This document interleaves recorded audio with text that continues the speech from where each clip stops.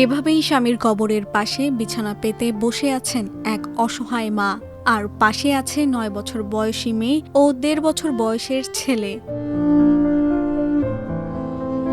এটি কোনো নাটকের দৃশ্য নয়।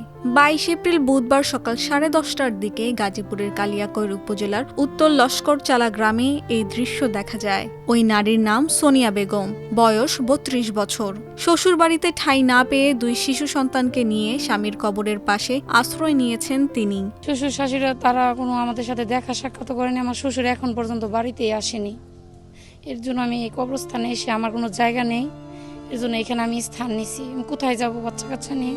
আমি চাচ্ছি আমার বাচ্চাদের অধিকার বুঝে পেতে চাই। আমি আমার শ্বশুর বাড়িতে থাকতে চাই। স্বামী সুজন মাহমুদের মৃত্যুর পর তিনি অসহায় হয়ে পড়েন। অভিযোগ রয়েছে, সচ্ছলতা থাকার পরও তার পরিবারের লোকজন যথাযথ চিকিৎসা না করায় ধুকে ধুকে মৃত্যু হয় তার স্বামীর। সোনিয়া বেগমের দাবি, শ্বশুর শাশুড়ি তাকে বাড়িতে আশ্রয় দিতে রাজি নন। এমনকি স্বামীর দাফনের সময়ও শ্বশুরবাড়ি ছেড়ে চলে যেতে হয় তাকে। বিষয়টি নিয়ে সোনিয়া বেগমের শ্বশুর কফিল উদ্দিনের সঙ্গে যোগাযোগ করা হলে তিনি কথা বলতে রাজি হননি। কালিয়াকৈর থানার ভারপ্রাপ্ত কর্মকর্তা শহীদুল ইসলাম জানান, ২ পক্ষকে নিয়েই মীমাংসা করার চেষ্টা চলছে।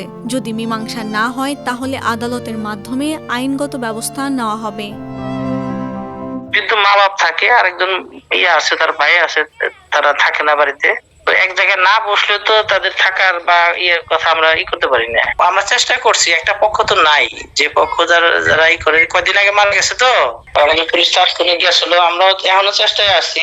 জিনিসটা ইউনো মহোদয় আমরা অবগত করছি, দেখেন আপনাদের কিছু করতে পারেন কিনা। এটা তো তারা একটা পদক্ষেপ নিলে ভালো হয়। সোনিয়া বেগমের দাবি, পারিবারিক বিরোধের ঊর্ধ্বে উঠে অন্তত শিশুদের ভবিষ্যতের কথা ভেবে তাদের স্বাভাবিক জীবন ফিরিয়ে দেওয়া হোক।